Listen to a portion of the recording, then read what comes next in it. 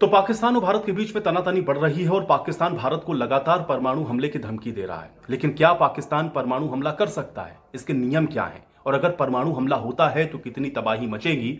आज सब कुछ मैं डिटेल में आपको इस वीडियो में बताता हूं। तो दुनिया के कुछ देश हैं जिनके पास परमाणु बम है। इसमें भारत और पाकिस्तान भी शामिल हैं। इन दोनों देशों के बीच में रिश्ते आप देखते हैं कि दशकों से तनावपूर्ण रहे हैं। अंग्रेजों से गुलामी के बाद जब आजादी मिली तो भारत दो टुकड़ों में बटा और नया देश बना पाकिस्तान। अब भारत और पाकिस्तान दोनों एक दूसरे के पड़ोसी हैं, लेकिन दोनों देशों ने कई युद्ध भी लड़े हैं और इसमें सबसे बड़ा जो मसला है वो कश्मीर का है। कश्मीर को लेकर के तनाव की स्थिति लगातार बरकरार है और ताजा मामला भी कश्मीर को लेकर ही है, क्योंकि पहलगाम के बैसरन में जो हुआ उसमें पाकिस्तान की संलिप्तता पाई गई है।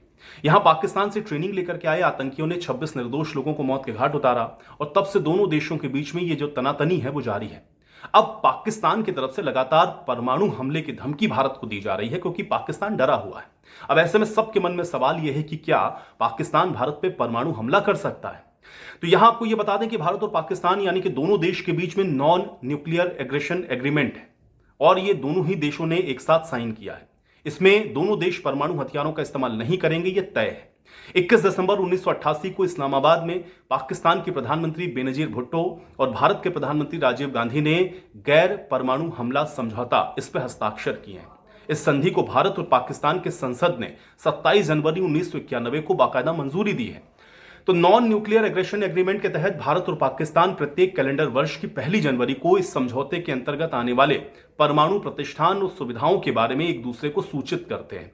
और यह समझौता यह कहता है कि ये दोनों ही देश परमाणु हमले की जो आशंकाएं हैं उसको खत्म करेंगे और रणनीतिक स्थिरता को बनाए रखेंगे। इसके बाद भारत ने 1999 में नो फर्स्ट यूज इस नीति की भी घोषणा की। इसमें भारत ने यह कहा था कि वो कभी भी किसी भी देश के ऊपर सबसे पहले परमाणु हमला नहीं करेगा। यानी कि भारत ने यह संदेश पूरी दुनिया को दिया कि वो परमाणु हथियारों का उपयोग सिर्फ आत्मरक्षा के लिए करेगा, और वो भी तब जब भारत के ऊपर कोई परमाणु हमला हो। हालांकि पाकिस्तान ये किसी के ऊपर भी परमाणु हमला कर सकता है, क्योंकि इसकी ऐसी कोई नीति नहीं है। यानी कि एनएफयू नो फर्स्ट यूज जैसी किसी भी नीति को पाकिस्तान स्वीकार नहीं करता है और ना ही पाकिस्तान ने इस तरह की कोई नीति बनाई है। यानी कि यहां पर मतलब यह है कि पाकिस्तान अगर जरूरत पड़ती है तो फिर वो किसी भी समय किसी भी देश के ऊपर इन हथियारों का इस्तेमाल कर सकता है।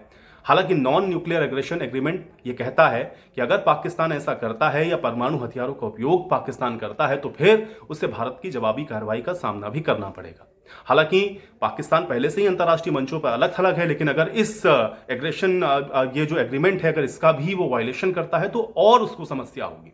अब 1974 में भारत परमाणु शक्ति संपन्न राष्ट्र बना। 98 में पाकिस्तान परमाणु राष्ट्र संपन्न बन गया। 164 परमाणु हथियार अभी भारत के पास हैं और पाकिस्तान के पास ये 170 वॉरहेड है। अब सवाल यह है कि परमाणु बम का अगर इस्तेमाल होता है तो तबाही कितनी मचेगी, क्योंकि ये भी समझ लीजिए नागासाकी और हिरोशिमा में जो हुआ वो तो अणु बम था, और परमाणु बम अगर फटेगा तो वो कितना घातक हो सकता है ये आपको समझना पड़ेगा। दरअसल एयरफोर्स न्यूक्लियर वेपन सेंटर के मुताबिक पहली बार परमाणु बम का जब परीक्षण किया गया ये न्यू मैक्सिको के रेगिस्तान में हुआ था, और यहां पर बताया यह जाता है कि इस परीक्षण के दौरान ये धमाका इतना तेज था कि चारों तरफ धुएं का गुबार फैल गया।